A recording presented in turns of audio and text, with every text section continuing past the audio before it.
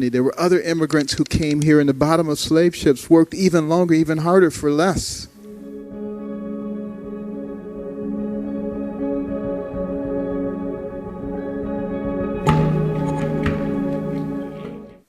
That's what America is about. A land of dreams and opportunity. There were other immigrants who came here in the bottom of slave ships, worked even longer, even harder for less. But they too had a dream that one day their sons, daughters, grandsons, granddaughters, great-grandsons, great-granddaughters might pursue prosperity and happiness in this land. Okay, so that was like 7 years ago when he made those remarks. So basically, he's been pushing this narrative for a while, and that there was his first remarks to his HUD staff. Remember, he was in charge of housing, urban, and development. That's usually what conservatives do whenever they gain power and they want they want to diversify their ranks. They usually go to that department because I guess it has the word urban in it, but they always have someone of color to perform that role. So this was basically his first remarks to the HUD staff. And even then he were pushing the slaves were immigrants situation.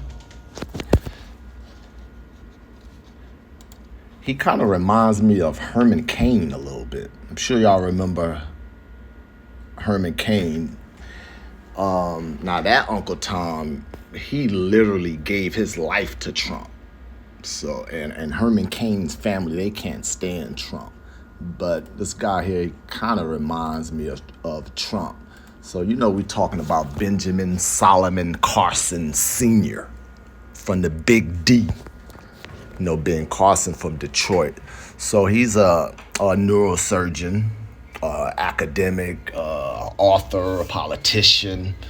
And he also served as the 17th United States Secretary of Housing and Urban Development under Donald Trump. So he's been billed as like a pioneer in the field of neurosurgery. So that's kind of deals with like the brain, and that is just mind-boggling. So this here's a clip of it, but just to put it in context, while he was stumping for Trump in Iowa, he downplayed the importance of slavery in U.S. history, which is like a common theme with them, Nikki Haley. So Carson pointed out that the U.S. fought a civil war over the institution of slavery. And he went on to say, and if there's anything unique about that, is that we had so many people who were opposed to it that we fought a bloody civil war to get rid of the evil institution. And then he went on to say that there's good and bad in it, and so on and so forth. But I'm just thinking that, slavery would have, let's say if Trump was president during the Civil War, I think slavery would still be going on. And he just mentioned that, slavery is nothing to be ashamed of. Simple as that. Now, the KKK leader heard it. David Duke, he was thrilled. He tweeted, "Thank God for Trump. That's why we love him."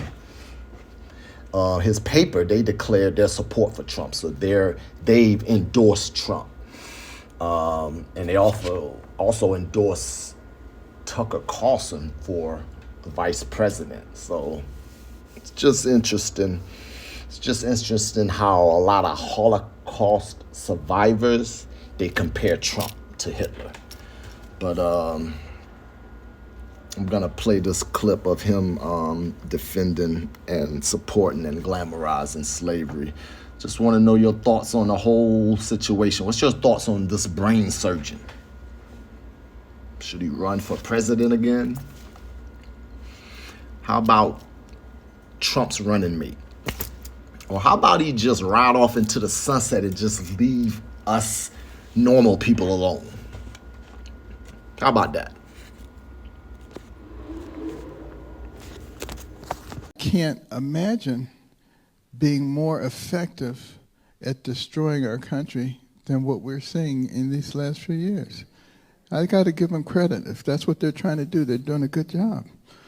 But one of the reasons that the people are the final arbiters in our society is because our founders realized that that's where the wisdom was and the power of the people.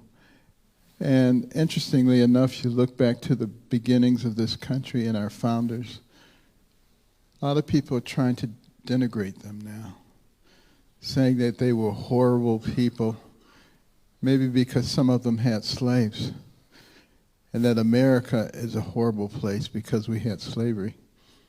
People who say stuff like that obviously don't have a good grasp on world history, because every society has had to deal with slavery.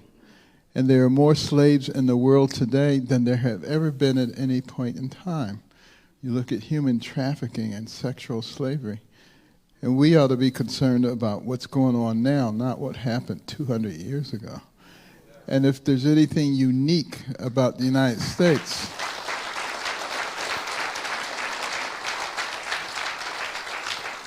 if there's anything unique about the United States and slavery, it's that we had so many people who were vehemently opposed to it that we fought a bloody civil war to get rid of the evil institution. And that's what we should teach our children. Our history is nothing to be ashamed of. There's good, there's bad, and there's ugly, as there is in every society inhabited by human beings, which is why we need a savior.